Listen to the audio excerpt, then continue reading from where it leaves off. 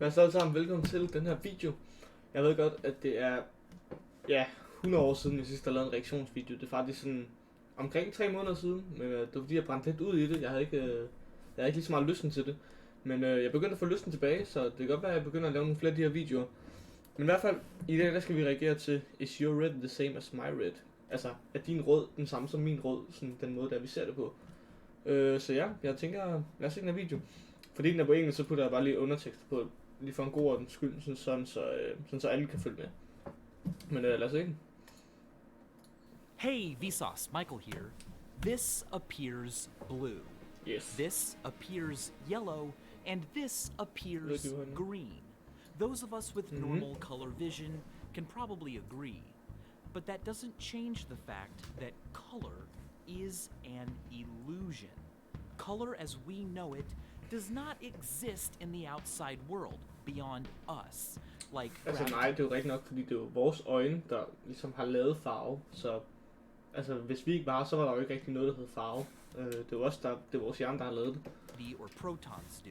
Instead, color is created inside our heads. Præcis. Our brains convert a certain range of the electromagnetic spectrum into color.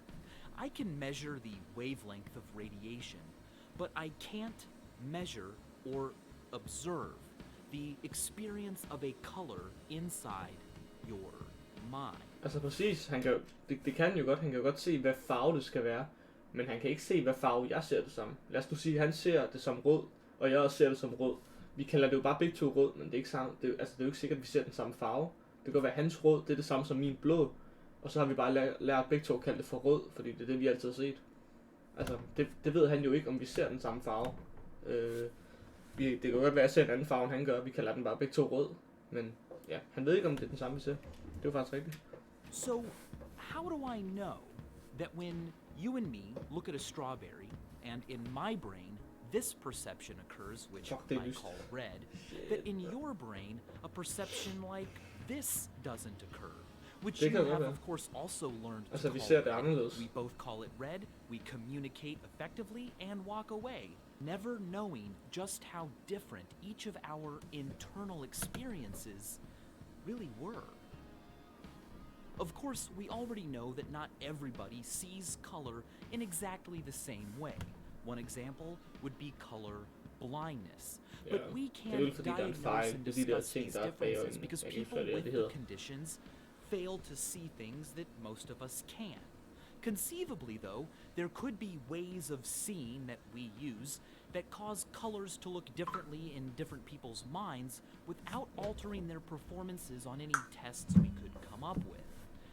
Of course, if that were the case, wouldn't some people think other colors looked better than others, or that some colors were more complementary than others?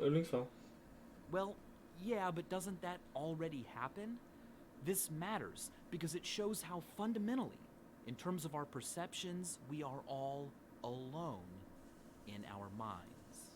Ja, vi ved jo ikke, hvad andre. I need to find the best way to learn math and science. Let's say I met an alien from a faraway solar system who, lucky enough, could speak English, but had never and could never feel pain.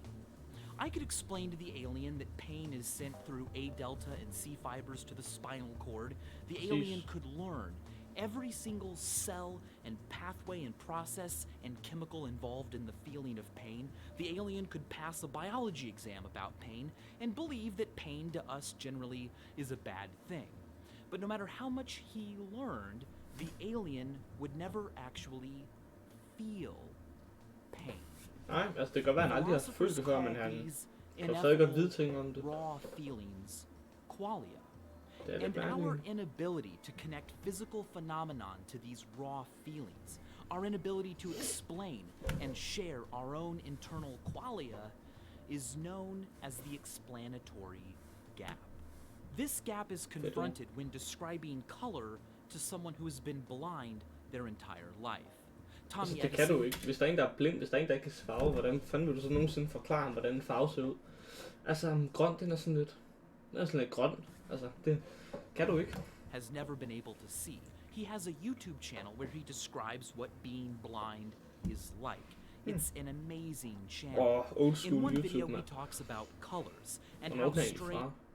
and 2013. foreign of a concept it seems to him. Fandme længe siden. Sighted people try to explain, for instance, that red is hot and blue is cold. Men det kan du But heller to ikke someone sige, who fordi altså, hvad farve er kold? Det er jo bare noget, vi har tænkt, okay, det er blå. Hvis de aldrig har set blå før, så ved de jo ikke, hvad det er. For eksempel, nu ved jeg ikke, om man også siger det i videoen, men der er faktisk dyr, der kan se nogle farver, som vi ikke kan se. Men hvis de ligesom siger, den her farve, den er sådan lidt dejlig. Hvordan fanden skal vi så vide, hvad det er, hvis vi aldrig har set den farve? Fordi der findes der faktisk. Jeg tror, det er hummer eller sådan noget. De kan vel se nogle farver, som vi slet ikke kan se. Så vil de jo heller aldrig nogensinde kunne forklare en farve til os, så vi vil kunne tænke på det. Altså du kan prøve lige nu at forestille dig en farve, som du aldrig har set før. Altså en helt ny farve. Det kan man ikke, fordi vi aldrig har set en før. Så det er det samme med at blinde personer, som aldrig har set noget. De kan heller ikke forestille sig at se noget. Det er lidt mærkeligt at tænke på. who has never seen a single color, that just seems weird. And as he explains, it has never caused him to finally see a color. Some philosophers, like Daniel Dennett, argue that qualia may be private and ineffable simply because of a failure of our own language, not because they are necessarily always going to be impossible to share. There may be an alien race that communicates in a language that causes colors to appear in your brain without your retina having to be involved at all, or without you having to have ever needed to actually see the color yourself. Perhaps even in English, he says, given millions and billions of words used in just the right way, it may be possible to adequately describe a color such that a blind person could see it for the first time. Or you could figure out that once and for all, yes, or no, in fact, you and your friend do not see the same red. Men det kan vi jo aldrig finde ud af. Jeg vil jo aldrig nogensinde kunne vide, hvad der er i serien i jeres hjerne. Det vil jeg jo aldrig kunne finde ud af. But for now, it remains the case that we have no way of knowing if my red is the same as your red. Maybe one day our language will allow us to share and find out. Or maybe it never will. I know it's frustrating to not have an answer, but the mere fact that you guys can ask me about my internal experiences, and the mere fact that I can ask my friends, and we can all collectively wonder at the concept of qualia, is quite incredible, and also quite human. Animals can do all sorts of clever things that we do. They can use tools, problem solve, communicate, cooperate, exhibit curiosity, plan for the future. And although we can't know for sure, many animals certainly act as if they feel emotions. Men vi ved heller ikke, hvad de føler. Det er ligesom at sige, jeg ved heller ikke, hvordan det er, du har det, når du er bange. Altså, det kan godt være, at vi har en anden følelse. Det ved vi heller ikke. Apes have even been taught to use language to talk to us humans. It's a sort of sign language that they've used to do everything from answer questions to express emotion or even produce novel thoughts.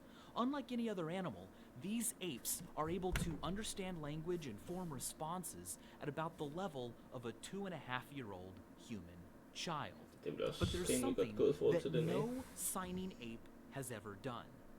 No ape has ever asked a question. Joseph Jordania's Who Asked the First Question is a great read on this topic, and it's available for free online. For as long as we have been able to use sign language to communicate with apes, they have never wondered out loud about anything that we might know that they don't. Of course, this does not mean that apes and plenty of other animals aren't curious. They obviously are. But what it suggests is that they lack a theory of mind, an understanding that other people have separate minds, that they have knowledge, access to information that you might not have. Even us humans aren't born with a theory of mind. And there's a famous experiment to test when a human child first develops a theory of mind. It is called the Sally Ann test. During the test, researchers tell children a story about Sally and Ann. Sally and Ann have a box and a basket in their room. They also happen to have a delicious cookie. Now Sally takes the cookie and puts it inside the box, and then Sally leaves the room. While Sally is gone, Anne comes over to the box, takes the cookie out, and puts the cookie inside the basket. Now when Sally comes back, the researchers ask the children, where will Sally look for the cookie? Obviously, Sally will look in the box. That's where she left it. She has no way of knowing what Anne did while she was gone.